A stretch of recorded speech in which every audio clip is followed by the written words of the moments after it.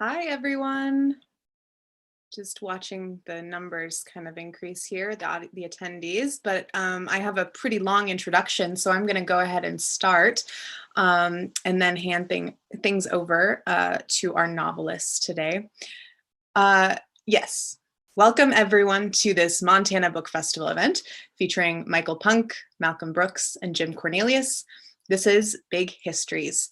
This event is sponsored by a number of different organizations and businesses, including Arts Missoula, MissoulaEvents.net, the Whitefish Review, Humanities Montana, and the Dennis and Phyllis Washington Foundation. An enormous thank you to our sponsors and our supporters. My name is Lauren Korn. I'm the director of the Montana Book Festival. I am zooming in, as I tend to be most of the time, from my office in the Mountain Press Publishing Company building here in Missoula, Montana. The Montana Book Festival acknowledges that we are in the Aboriginal territories of the Salish and Kalispel people.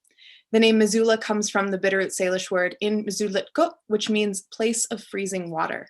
This name has been used for over 12,000 years since the existence of Glacial Lake Missoula. The first Europeans who came here borrowed the Salish term in Misulitkot and modified the word to Missoula. Later, when Glacial Lake Missoula melted, the Bitterroot Salish began using an additional term for Missoula, which means place of the small bull trout. In 1855, the Bitterroot Salish were forced to sign the Hellgate Treaty, and following this treaty, the United States government carried out forced assimilation, removal, and genocide against the Salish and other peoples in their efforts to acquire land. Yet despite centuries of colonial theft and oppression, the Tutyakan people are still here and thriving on their Aboriginal lands. The Montana Book Festival strives, and we will continue to strive to help promote Indigenous voices as one of the ways our organization acknowledges and respects the Aboriginal peoples of Missoula. For those of you zooming in from outside of Missoula, I know there are some of you there, I encourage you to let us know where you're zooming in from. There should be a link in the chat shortly here that can help you identify which territories you are currently occupying. And if you'd like, as I said, go ahead and throw those in the chat so we can see where our attendees are coming in from. There are a few logistics that I want to kind of get out of the way before the conversation begins tonight. I'd like to invite you as attendees to submit your questions to Michael, Malcolm, or Jim in the Q&A part of your Zoom screen at the bottom there. Your questions will be addressed in the last 10 minutes or so of the conversation. Feel free, though, to use the chat function, which is on it's also down there. I don't know where I am here. It's probably over here for you. The chat function to talk amongst yourselves while the event is taking place.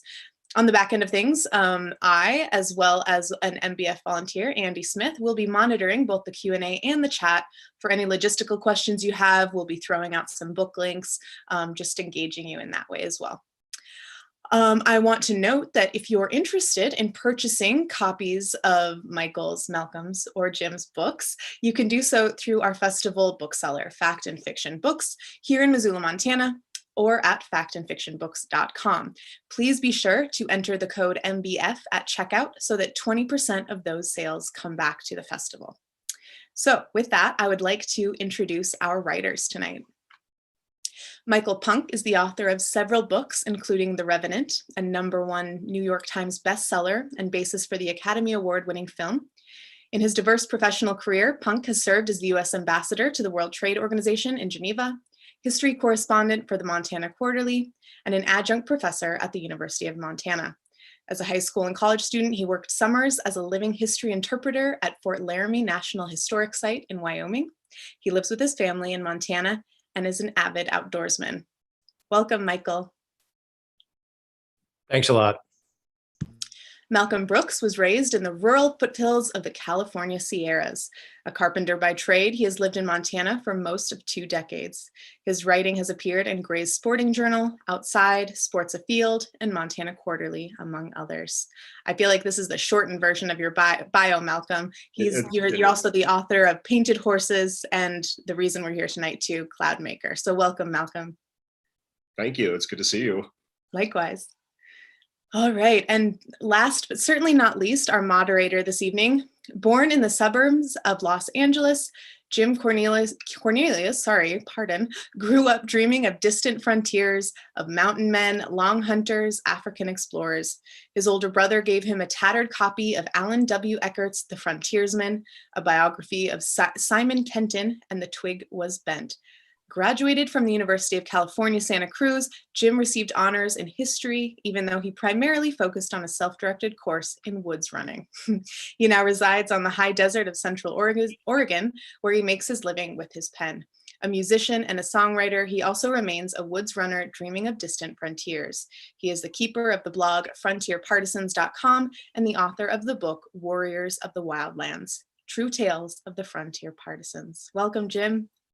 Hi. Thanks so much, the three of you, for being here. I'm going to turn things over. Have a wonderful conversation. Michael, Malcolm, good to see you both again. Likewise. So let's just jump right in. We're talking history, which is my favorite subject. Both of your books are rooted in history. One built around a very specific incident. Michael, your book Ridgeline, based around the Fetterman fight in 1866, and Malcolm, yours is inspired by homegrown aviators of the early 20th century. How did each of you find your story, and how did you know when you'd found it? Michael, do you want to go? You go first. Okay. Mine was totally sprungboard, I guess, from seeing one of these old vintage airplanes that had been home built by young guys in the early part of the Depression. That it's hanging in the Museum of the Rockies in Bozeman, Montana. And when I knew nothing about this sort of, crazy subculture that was going on in that era at the time, but the family had stored this airplane for 50 or 60 years in a barn along the Muscle Shell, and finally didn't know what to do with it, but they knew that it had some historic significance, relative to the state's history. So they donated it to the Museum of the Rockies, and the museum then did sort of minor restoration work on it and then hung it from the ceiling. And the first time that I visited the museum and saw it, you take one look at it and you can tell that it's a real airplane that obviously did function, but it also is just this very homegrown looking, somewhat cobbed together looking piece of equipment. And it just immediately made me curious about where this thing came from and who the people were who put it together. And it's an open cockpit, 2-passenger plane that was obviously old.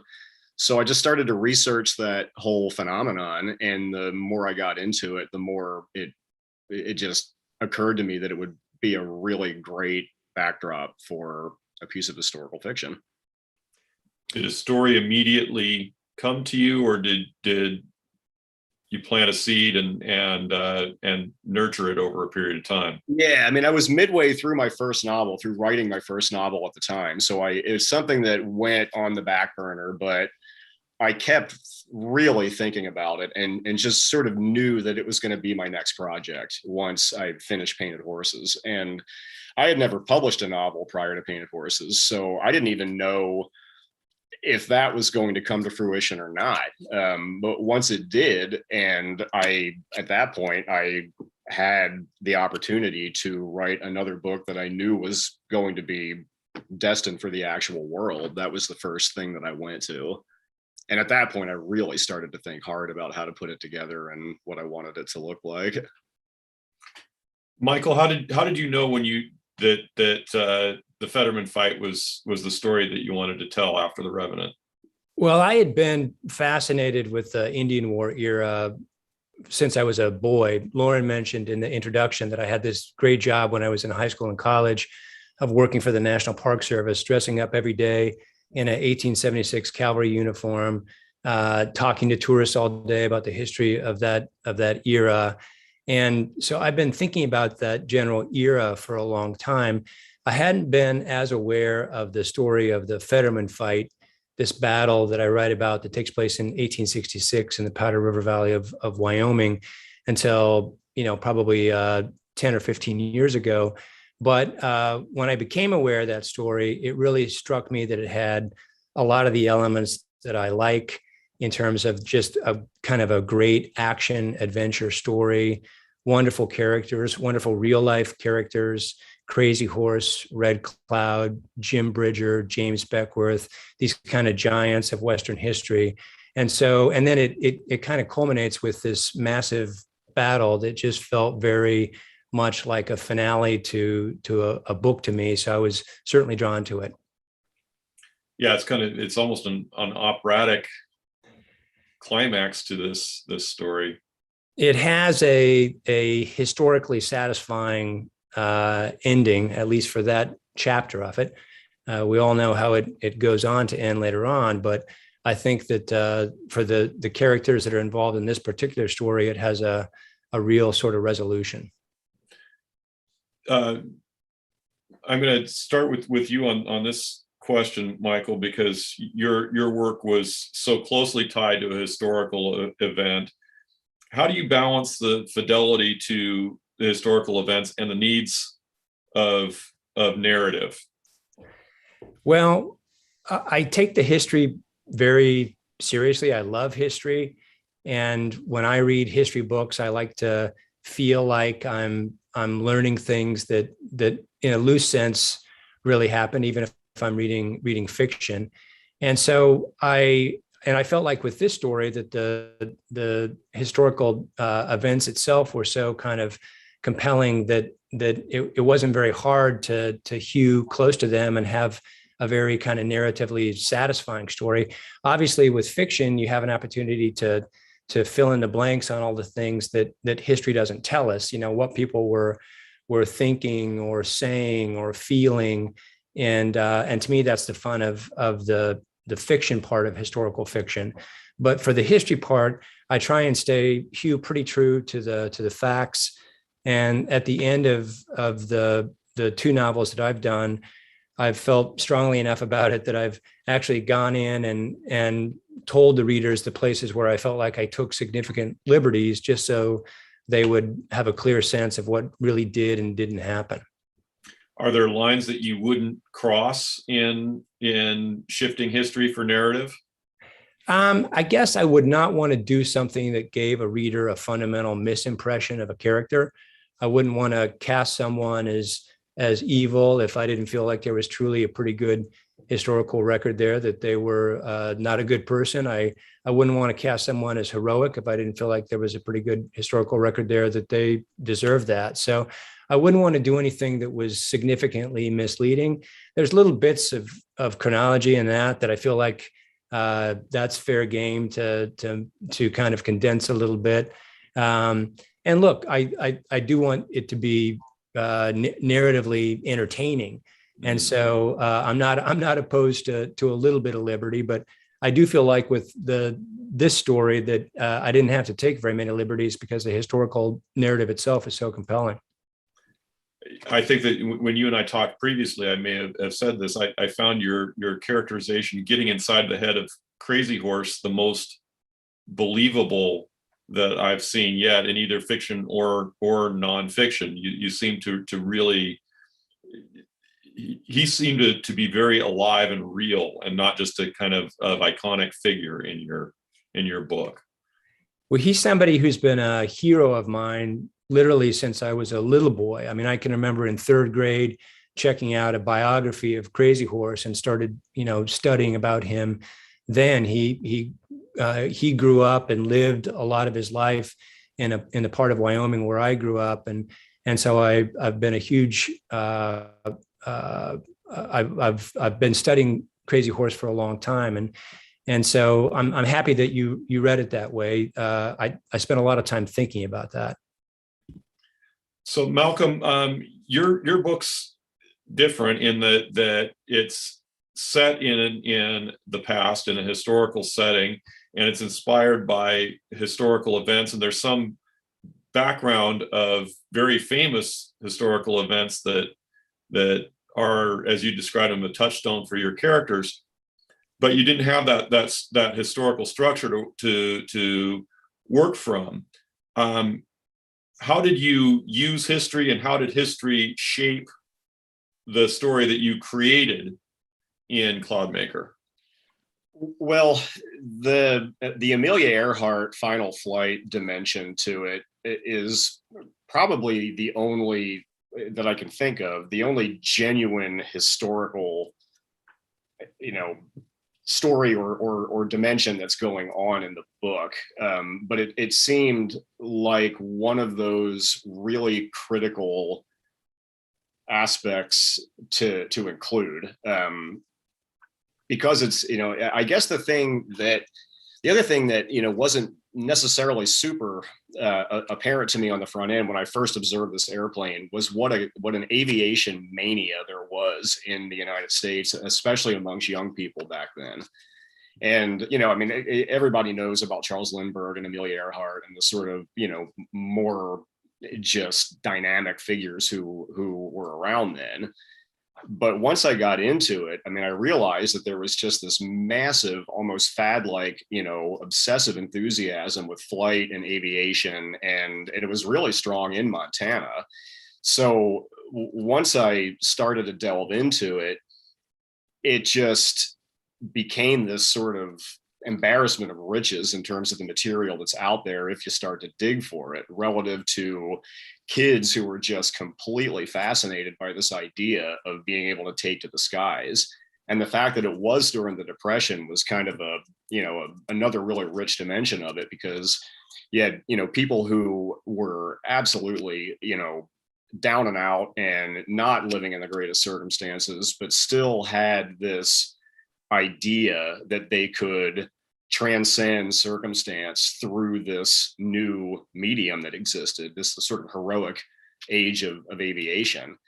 So at that point, I really did want to, and I was pretty obsessed with Amelia Earhart even as a kid. So it worked really well to bring that in and make her sort of this, tragic, heroic figure who these teenagers in the novel really idolize and look up to.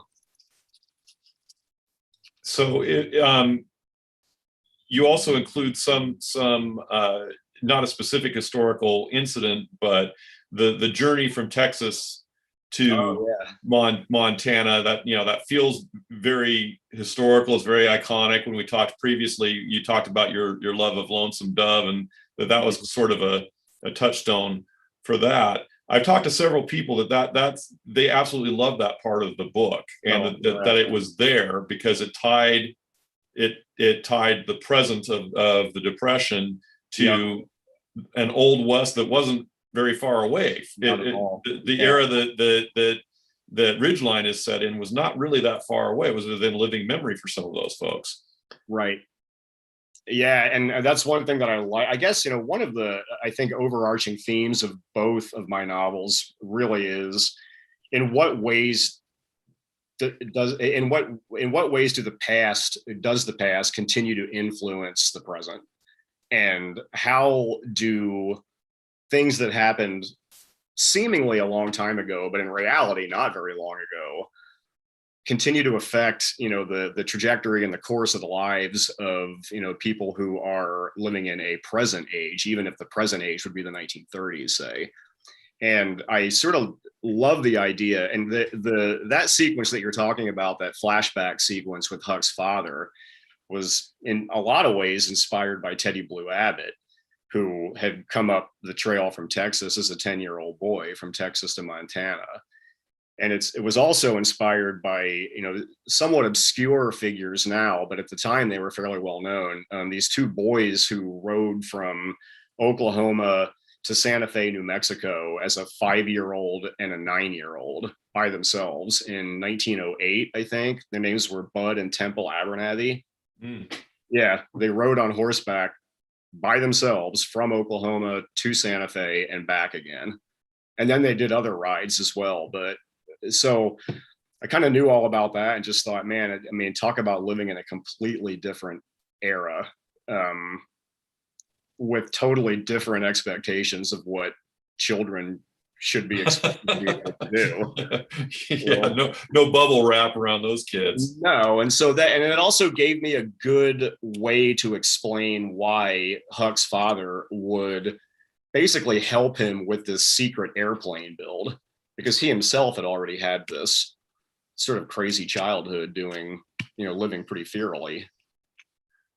So Michael, when you listen to Malcolm talk about the way his story evolved for him, do you ever have any kind of an impulse to perhaps write fiction that might be inspired by history but is less strictly tied to a specific event and historical characters, or do you feel like that's your lane? It sounds like Malcolm may be more creative than I am. I've been able to hew pretty closely to a couple, sort of historical stories. Now, I think there's a lot. I think it would be fun to write a story like that, and I love the idea in some ways of kind of having history as a backdrop, but being able to move with a little bit more freedom and latitude, the way that it sounds like Malcolm has been able to. I'm interested to hear him talk about that for sure. So Malcolm, I'm gonna flip the question around a little bit. Do you, when you look at the kind of novels that Michael's written, Ridgeline and The Revenant, do you ever look at that and say, gosh, it'd be nice to have the structure or the skeleton of the actual events to stick to and not have to sort of fly into unknown territory? Yeah, so far it's never really, I guess, even occurred to me to try to do a novel or a piece of fiction that hews that closely to genuine people, probably out of, frankly, out of fear of getting something wrong, with the real biographies of actual people and the real events of an actual documented historical situation. So I probably need, more the latitude of make believe and an outright liar to be able to be able to write the stuff at all, I think. But I mean, I think that it is, and you and I share the same enthusiasm for Alan Eckert's books, which, even though they're more like straight up histories, but they read like a novel. And, I remember reading those books as a kid and just thinking, I don't know that I could ever do that, because the temptation to start playing around with, deviating from the actual documented known history would probably be pretty great for me. My own feeling is I've always felt very inhibited about altering history in any way, for the narrative. What Michael did was, to me, really all that he altered was a little bit of getting people onto the stage, the characters onto the stage, more or less at the same time, when actually, it took them a little longer to get all into one place and that sort of thing. But it was, I looked at that and thought, wow, that's something, he really got the history right. Yeah. But what you do kind of terrifies me, is just being out there with making it all up. So it's fun to hear the different approaches, because obviously we need books of both kinds, right? As many of them as we can get. Yeah, I mean, and I have to say, you're right that the depiction of Crazy Horse is really genius in that. But the other two dimensions that really struck me, and I thought were such great sort of cornerstones of really good historical fiction when you're writing about an event like the Fetterman Massacre, was Frances Grumman's fictional diaries, in which she has a secret diary, and then she's got one that's kind of a decoy diary. And so it captures two dimensions of what's going on with her so well. And I thought that was just a complete stroke of genius to come up with that as a device. And then, and I know that you two have discussed this before, but the gold mine of having Beckworth and Bridger in the same place at the same time is just, how can you not create a scene around that? Yeah, well, thanks for that. I really appreciate it. And it was a lot of fun to write the Frances Grumman journals, both the two journals that she kept. I did have a source for that, though, in terms of not the words, but a sense of her voice. In that Frances Grumman actually did write an autobiography. She talks about different events than are the ones that I cover in Ridgeline, but it was a great source to get a feel for how she spoke about things. So, but I agree with you. When I was doing the research for Ridgeline and learned for the first time that Jim Bridger and James Beckworth in real life were sent out, the two of them together, to scout for the U.S. Army, and knowing that in real life they rode across the prairie together for 6 weeks, and just imagining the things they must have talked about was really, fascinating and just rich material. By the same token, I mean, I guess if there's a downside to writing about real events and taking it seriously, you can also be stuck with some endings that are not terribly satisfying. And when I've talked to people over the years, for example, about my ending in the book to The Revenant, a lot of people are unsatisfied with that ending, which hews true to history. People who are unsatisfied with that ending like the ending of the movie a lot better because it's a Hollywood ending. Right. But you can get stuck in some narrative things that you maybe are not completely happy with. As I said, I did like the fact that, at least for this chapter in the Indian Wars, the Ridgeline story ends at a more narratively satisfying place. So you guys have anticipated my next question, and actually one of the questions that's in the Q&A. Both of the worlds that you're writing about could have been treated as very masculine or entirely masculine worlds, but both of you have very vivid female characters in ways that are realistic and true to the history. Can you talk a little bit about where that came from? Clearly, that was important to both of you to achieve that. Michael, why don't you go ahead and talk a little bit more about Frances Grumman, and there were other female characters in this book. Yeah, well, I talked earlier about working at Fort Laramie National Historic Site, and one of the things I learned in that job is how remarkably diverse the frontier was. And I think oftentimes over the last 100 years, it's been portrayed in literature and film in a very non-diverse way, where the characters who aren't the white man are either non-existent or very stereotypical supporting roles. And so one of the things I want to try and do in my book is to paint a more accurate picture of the diversity of the people who were there living this history. And women, it turns out, were a very important presence, including on the most remote and dangerous army posts. So in real life, there were lots of women at Fort Phil Kearny in 1866. Many of the officers brought their wives with them. There was a large group of women who were called camp followers, who literally were hired to do the laundry for the soldiers. They were a part of the culture in every frontier post. And that's before you get to the diversity just among the various tribes.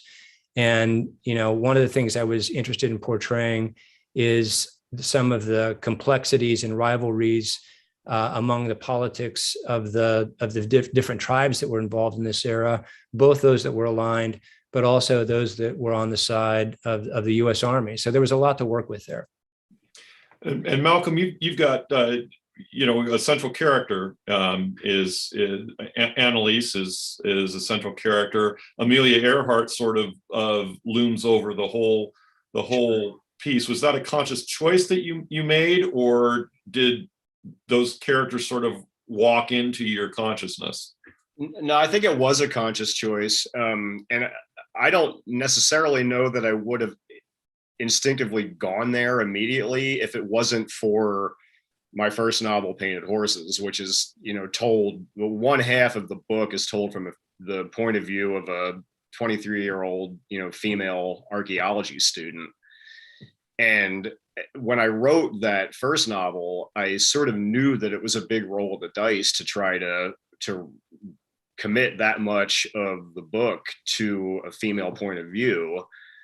But it wound up working out so well that I kind of wanted to replicate the same narrative structure for the next book, in which, roughly half of it is told from the point of view of a 14-year-old boy, and then half of it is from Annalise's point of view. She's his 17-year-old or 18-year-old cousin. And then again, once I started to research this, that era of aviation, there was a very, very strong female presence, like sort of risk-taking, brave collection of female pilots all over the place. And they were, more or less accepted, by their kind of, the whole thing was a renegade sort of endeavor. Like, people thought that pilots in that barnstorming era were just these crazy people, but it wasn't only men, it was also women. And Pancho Barnes comes to mind. Exactly, Pancho Barnes. And there was an African-American woman named Bessie Coleman, who was so committed to the idea of flying planes in the 1920s. And she was, prohibited from really learning flight in North America, but she saved money, learned French, went to France, took flight lessons there, and then came back. And her intent was to start a flight school for Black pilots, particularly women pilots. And she unfortunately died in an airplane accident in the mid-1920s. But the whole sort of diversity of what was going on within aviation in particular back then was so fascinating once I got into it, that it was just a complete no-brainer to put this sort of, wild girl into the mix at the same time. Let's talk a little bit about getting into the heads of your characters and your point of view characters, male, female, all of them. That's what makes fiction come alive. Do you have a technique or a trick to manage to do that effectively and get those voices so that they don't sound like different versions of the author, but actual living people? How do you work on that, especially in that historical context, people from the past? I'll take a crack at that one first. I mean, for me, it definitely starts with just a ton of research, and I really enjoy the historical research. And so the writing a book is really a fun excuse for kind of digging deep on people and topics that I'm interested in anyway. And so, I try and read everything I can.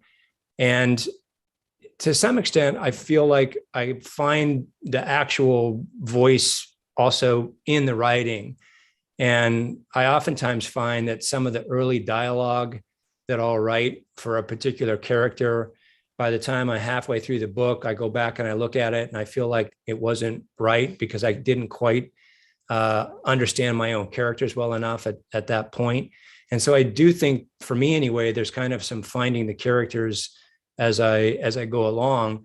I did feel like the device that we talked about earlier with Frances Drummond of writing her voice through first-person journals was a very helpful exercise of truly forcing me to imagine that I was writing the journal of a 18-year-old woman in this era.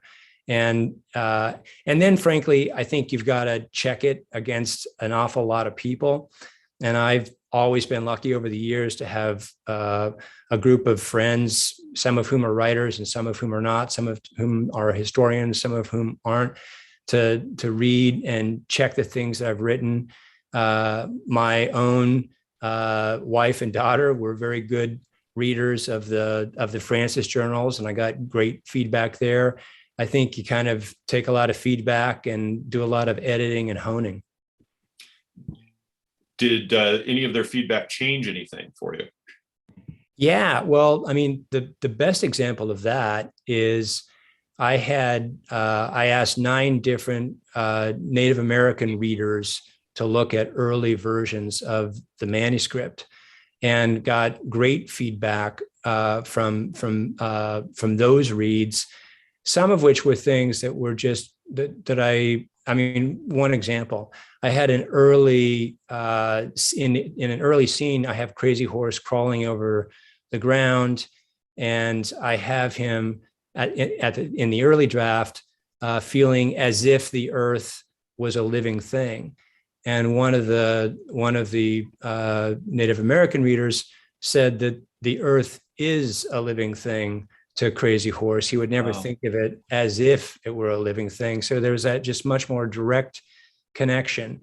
Some of the dialogue that I had between the Lakota, some of the Lakota readers suggested to me that they thought that the techniques of teaching would be more observational and indirect, as opposed to some of the linear teaching that I had going on between the Lakota characters. And so I made edits on things like that. So look, you're always taking a chance, I think, in writing about characters who are from a different culture than yours.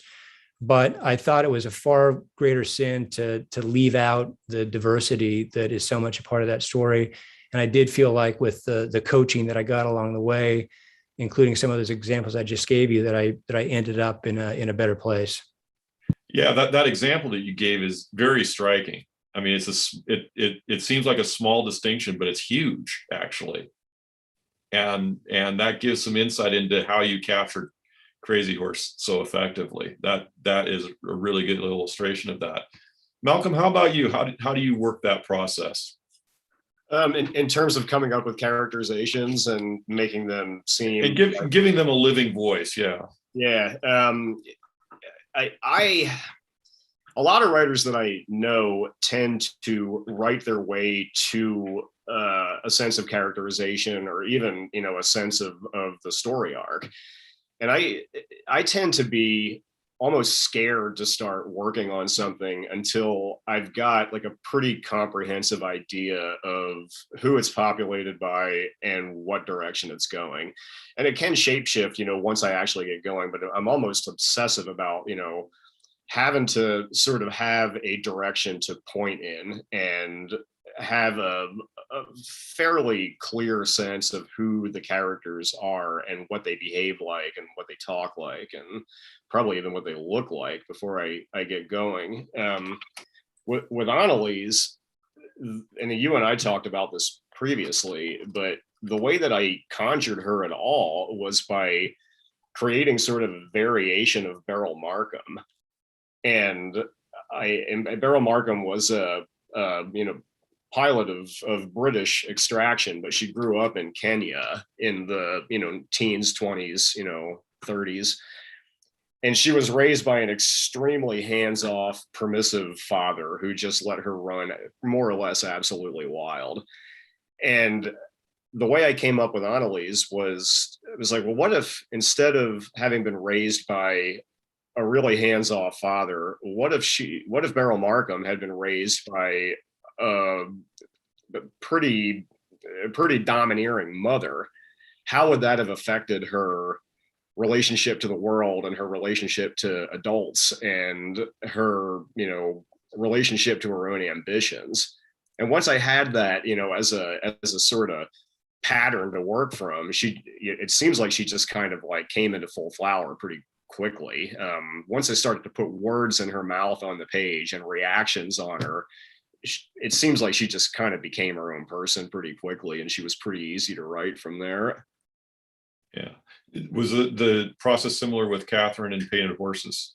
Yes, Catherine was maybe a little trickier because I didn't have an antecedent to Catherine. Catherine was the first time I tried to write pretty completely from a female point of view.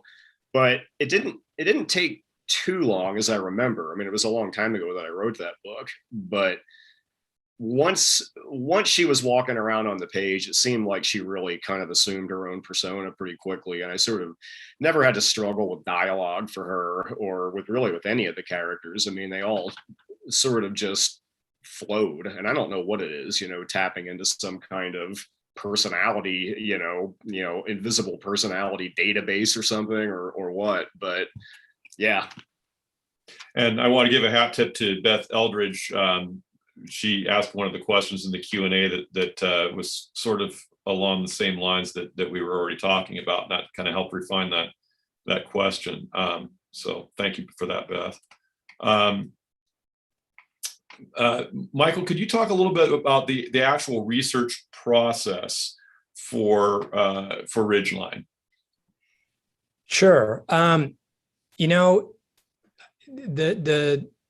There's a big piece of it that is the kind of reading everything that's been written, and just kind of feeling like I have a good sense of the, not only the histories of the Indian Wars and the books about the weapons and the biographies of the major characters. I mean, I was lucky in that there was such a super wealth of material that way. But some of the most fun research is also the part of something like this battle, being able to go to the actual place and walk the ground and try and understand it in the way that you only can if you go there. And we talked previously about how little development there is on the Fetterman battlefield site, which really does make it possible to kind of project yourself back. Well, this is one of my, and I know we talked about this before, but this is one of my favorite things about the Fetterman battlefield is I love the Custer battlefield as well. And of course, that's most Montanans have visited that at some point. One of the things that is distracting about the Custer battlefield is, of course, you've got an interstate that runs not too far from there now. And when you're up on this ridge line where the Little Bighorn battle culminates, you're looking down at an interstate, and it's a little bit more difficult to imagine, what it was like at the time. The Fetterman battlefield is only about a few miles off the interstate, but it feels much more isolated. It's about 100 miles south of the Little Bighorn battlefield down in the Powder River Valley of Wyoming.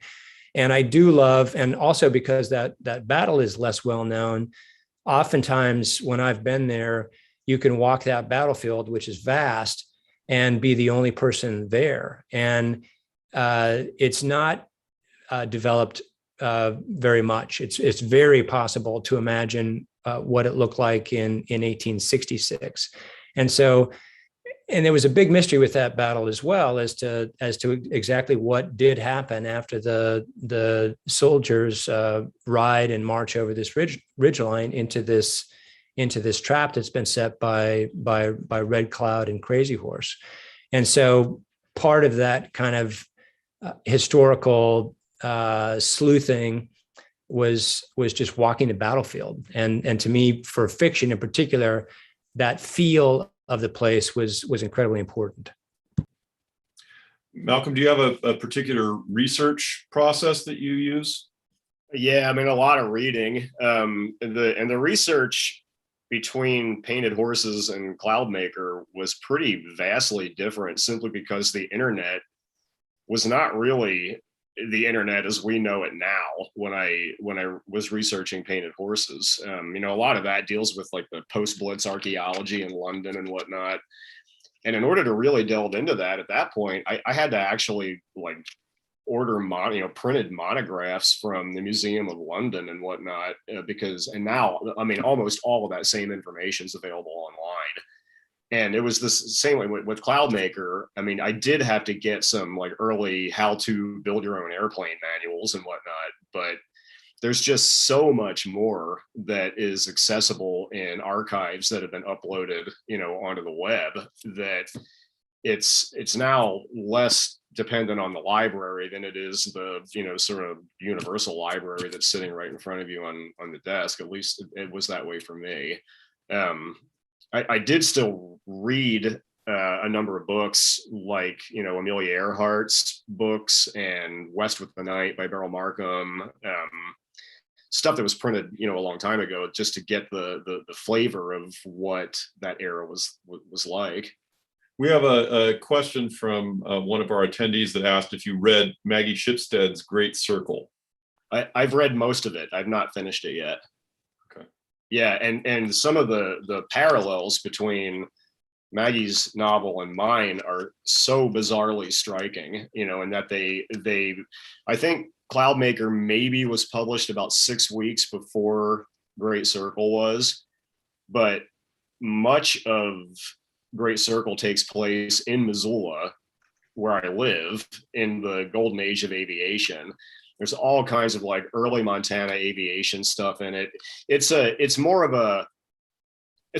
much wider ranging novel than Cloudmaker is. I mean, Cloudmaker is just limited to the era of, it's one summer in 1937, whereas, Maggie's book spans decades, but there are such striking parallels between the two that I was really pretty bowled over that, two people were kind of writing something so similar at the same time. Synchronicity. Yeah. I'm going to jump over to some the rest of the questions that we've got from the attendees. Do you consider yourselves heirs or within a lineage of Western literature? I do. I love Western literature, and the history of the West has been something that has been a part of how I think of who I am my whole life. And so I would very proudly think of myself as a part of Western American literature. I do think Western American literature is and should be something that evolves significantly over time. And so I hope I'm part of something that's evolving there. But yes, I definitely do. Malcolm? I would, answer with basically a total echo of what Michael just said. I mean, I do. It's definitely, I read fairly diversely, but, Western American literature has always been sort of the bedrock sensibility that I have as a reader and a writer. And one thing that I try to explore, and again, this is similar to what Michael just noted, but it's a constantly evolving form if you let it be. Like one of the things that I tried to write about in Painted Horses was just the presence of the Basque sheep herders in the American West, which you hardly ever encounter in fiction. But where I grew up in the Sierras in Northern California, they occupied that high ground with the sheep herds clear back into the 19th century. And they've got these, arbor glyph phenomenon there and in Nevada and Wyoming and Utah, where they would go into the aspen trees and carve sometimes highly artistic, renderings and depictions of all manner of different things, dates. Yeah, that's remarkable stuff. It's so cool. It's so cool. But I mean, as a kid, when I was exposed to that stuff, I think it made me realize that Western writing is really an embarrassment of riches if you start to tap into it. It's not just Billy the Kid and Wyatt Earp or whatever. I mean that stuff is really interesting as well, but I mean there's a lot there if you start to really look around. A couple of interrelated questions here. Stephen Spencer asks, he's interested in hearing what authors might have influenced or inspired both of you, and another question was, do either of you read any writers we might be surprised to learn about or surprised to learn have inspired you? So Malcolm, why don't you go ahead and take that first, and then we'll shift it over to Michael. Well, I mean, I guess the biggie for me, I mean, like the sort of totemic book that really, made me realize that Western writing in particular, but just the way a novel could work was different than I, understood it to be, would be Lonesome Dove. I read that at a very critical time in my life. I was 14 years old. I was gifted the book by my eighth grade English teacher. It had just come out. It had not won the Pulitzer Prize yet.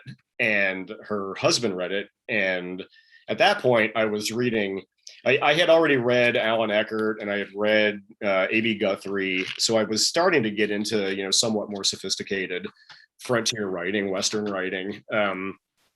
But I was also, I had been just absolutely raised on like Louis L'Amour and Zane Grey and Max Brand and all the, the sort of more pulp depiction of what the West was. And then when I read Lonesome Dove, it completely changed the game for me. I read it at the right time, and it made me realize that that's what I wanted to try to do as well. So That's so funny when you mentioned Lonesome Dove earlier. That is one of my favorite books of all time, and maybe my favorite novel of all time. And so, could not agree more about that. I think McMurtry is so good at writing adventure. I think he's also so good at writing dialogue that is believable. I've literally gone back and studied the dialogue in Lonesome Dove to just see how he has his characters talk to each other, because I think it's so powerful. Yeah. One of the Missoula writers that influenced me a lot is James Welch. Mm-hmm. And Fool's Crow, I think, is for me my favorite of his novels, and I love the era that he writes about in Fool's Crow. Obviously, for books that maybe are more surprising in that they're out of the genre, and I agree with you about A.B. Guthrie, for example. I admire both the fact that he's been such a beautiful novelist, but also a screenwriter, which I think is interesting. That I have a small handful of books that I keep on my desk as opposed to my shelves in my library, and two of those that might be not in that are not in the Western genre: Little Prince by Saint-Exupéry. Mm-hmm. And Gulag Archipelago by Solzhenitsyn. So very different styles of writing there between the two of them, and from any Western writer, but those are two that I admire a lot. Yeah. This is an interesting question. Do TV shows or movies influence your understanding of narrative and the possibilities of perspective and storytelling? It's interesting to see that, TV is sort of famously in a golden age right now. There's a lot of really, really high quality storytelling happening on TV. Do you, either of you or both, feel influenced by that? I'll take a quick crack at that. I love a lot of the television that's on right now. I do think it's a golden era of storytelling through the limited series type of format that allows writers to go so deep on character development and plot lines. I think it's a fun form and medium. As far as thinking about something that's really influenced my storytelling, though, for me, I've been very influenced by Ken Burns' storytelling in his documentaries, because I think I love the way that he manages to tell broad stroke histories, but he always parachutes in on individual characters and makes sure that there's a human vehicle for his stories, and that combination of broad stroke through very intimate human stories, I think, is a form of storytelling that he's very good at, that I admire. Malcolm, how about you? Yeah, I would say, again, a bit of an echo. I would even go so far as to say, as the current era or generation of television, with this, what we've got now with the limited series and whatnot, it's sort of what the form of the novel has evolved into. In a way, the novel is, and this is, people probably not like it that I say this, but I mean, because I write them myself, I feel like I maybe have permission. The novel is a bit of a passé form in a certain way. It still serves a really useful function. It's still the most immersive way that you can tell a story. But in terms of how do you connect a narrative to a large audience that is going to follow something that's going to become sort of a cultural, monument almost. It just kind of won, for obvious reasons. It doesn't take the time commitment that a novel does. It's got, there are multiple things going on with it as far as the visual dimension of it, and there's a soundtrack in the background, and so I can see why it is sort of supplanted the novel as a long form storytelling medium. At the same time, I mean, my general sensibility is to write fiction, and I love to read fiction, but I also love to watch these new TV shows. I mean, I remember watching Mad Men the first year that it was on, and this is obviously total departure from like anything Western Americana related, but I thought that it was just so utterly brilliant in the way that it was put together as an array of characters inhabiting this world that you wouldn't ordinarily even think about, but it was just so fascinating to watch this as a historical set piece that, yeah. So we're getting up close to 7 o'clock. I want to throw a couple more questions out at you guys. One of our attendees asked, what do you think is missing in Western literature right now? What should be written about and is not? A sense of the mythic probably is missing in a lot of, I mean, I think we're in more of an era now where people are almost cautious about the old archetypes and the old like heroic mythology behind it, for understandable reasons. And to me, part of why Lonesome Dove worked so well, it was this absolutely perfect blend of the romantic and the realistic and the human and the comic and the tragic. It just covered the array. So you definitely had this sort of heroic thing going on and that's why I think so many people regard it as such a great read. Same thing. Murtry kind of groused about that, didn't he? That he tried to subvert the myth and ended up affirming it in some ways. Yeah. He was a bit of a cantankerous person from what I understand. Well, true, but it's a valid point. I mean, you could see where he was trying to subvert the myth, and but the archetypes are so powerful. Oh yeah, that's interesting. Michael, what do you think on that on that subject? What's missing from Western literature? Well, I do think that there's going to be a lot of interesting books written in the next 10 and 20 years that incorporate some of the perspectives that have been less present in telling the story of the American West, whether it's women or indigenous voices or Black Americans. There's a lot of stories there that I think have not been told or told very very extensively.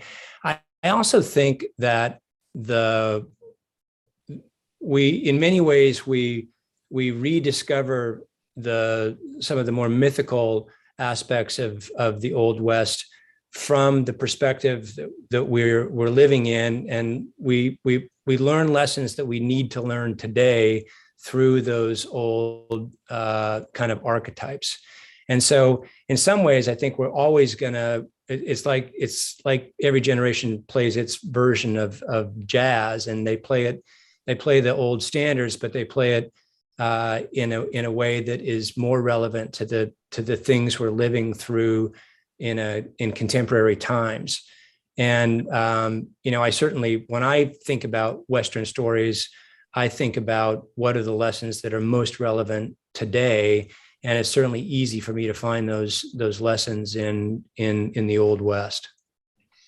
What did you both of you learn from your previous novels, The Revenant for Michael and Painted Horses for Malcolm, that you were able to implement in your second novels?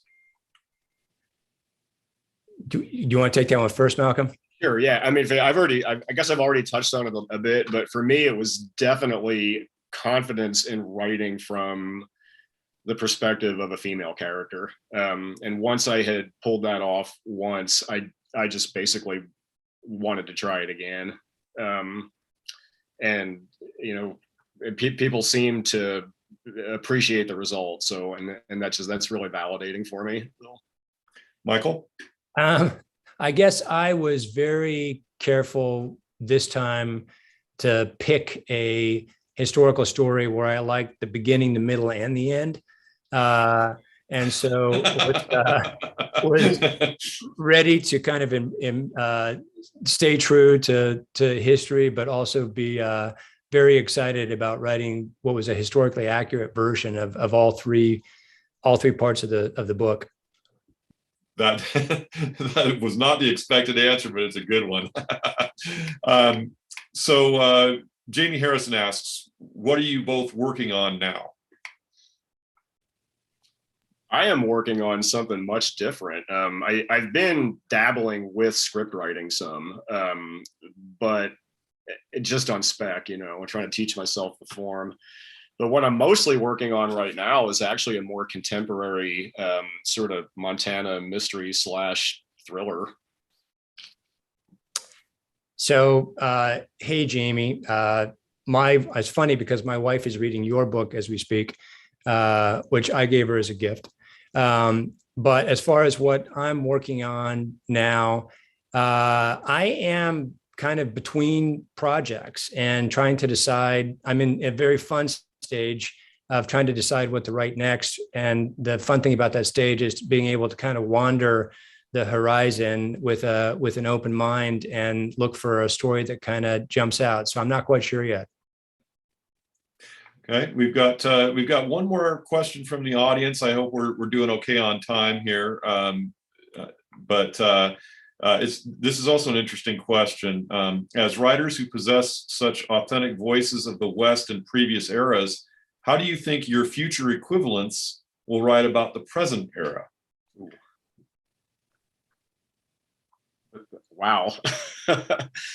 I don't even quite know where to begin on that. I think one thing that we have now is just such extensive documentation of everything. So that'll probably influence the way future writers will be able to look at the present era with, you know, more in the way of just immediate sort of clarity and, you know, less in the way of having to sort of reconstruct it through the imagination, I guess. Does that take the art out of it? I guess some future generation will have to decide that. That's an interesting answer. I don't know how to answer it either. I think it's hard to understand the times that you're living in as being historic because we just experience them in such a kind of day-to-day visceral way. That said, I do think we're living through what will be viewed as a monumental era in all sorts of ways. And so I think there will be rich material here for future writers to grab onto. I hope it has a happy ending. I'm not quite sure some days. Right. Do you guys have any questions for each other? Is there anything that you would like to, Michael, that you would like to ask Malcolm? Yeah, I've got one for Malcolm just about, I can imagine there being a huge amount of scrutiny of the kind of aviator type people out there who will read this. Yeah. And you must have had to do an enormous amount of research just to have the mechanics of aviation type things accurate. I'm curious as to how you did that. Well, that again was, kind of going out on a limb at the time that I was writing it, but I knew that I was going to have it vetted by qualified people who were going to be able to right the ship where it needed to be righted. And I got very lucky. A very good friend of mine is a retired scriptwriter and script doctor who used to work for like United Artists and Paramount back in the golden age of the 70s and 80s, when movies were still big splashy things. And as it turns out, his brother was a commercial airline pilot, but had been obsessed with aviation across the board since he was a kid himself. And he knew about the homegrown airplane builds, and he knew people who flew were still flying the homemade airplanes and involved in that subculture, which is ongoing. And he was a helicopter pilot. He was licensed to fly everything. And he read it, for me as my kind of principal go-to person. And one of the biggest compliments I've ever gotten is that he only had like a handful of things that he said needed to be changed. And and the feedback that I've gotten even since the book's been published from people who are hardcore aviation enthusiasts has been such a relief to hear, that I kind of apparently did manage to more or less dot the I's and cross the T's, and it's plausible to that expert set. So, but yeah, it was scary at the time thinking, I could make myself look like a real idiot here. Malcolm, any question for Michael? Well, I think it's just been such a unbelievable pleasure to read your books and then actually get to sit here and talk to you tonight. That I'm just glad that we made this happen. And me too. Thanks for that. Absolutely. And whatever you come up with next is high on my reading list. And that goes for both of you. Yes, absolutely. And thanks very much to the Montana Book Festival for inviting an Oregonian to sit in and play. Absolutely. Thank you for hosting this, Jim. It's been terrific. I do have one quick question for Michael, though. Have you been to Rosebud Battlefield? I have not. That's high on my list of next stops. Okay. Yeah, it's worth it, but it's somewhat like a perfect fusion of the other two, the Fetterman site and the Little Bighorn. It's way off the beaten path. It's not close to any kind of major highway at all. But there is some, every time I've been there, I've been the only person there. But it's got enough in the way of sort of self-guided, tour stuff, so you can, sort of figure out what happened where, especially if you know the trajectory of that historic battle. But I bet it doesn't get 1/1000th of the visitors that the Little Bighorn does. Well, that's a great tip. That's my kind of battlefield. So thanks. Yeah, you bet. Jim, I feel like your growing darkness on your screen. I feel like I should get up and turn on a light.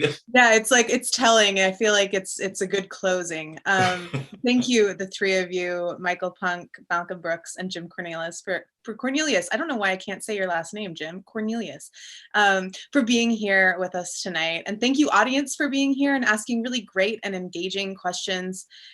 Thank you again to our sponsors, Arts Missoula, MissoulaEvents.net, the Whitefish Review, Humanities Montana, and the Dennis and Phyllis Washington Foundation. And just a reminder, Andy's been throwing book links in the chat this entire conversation.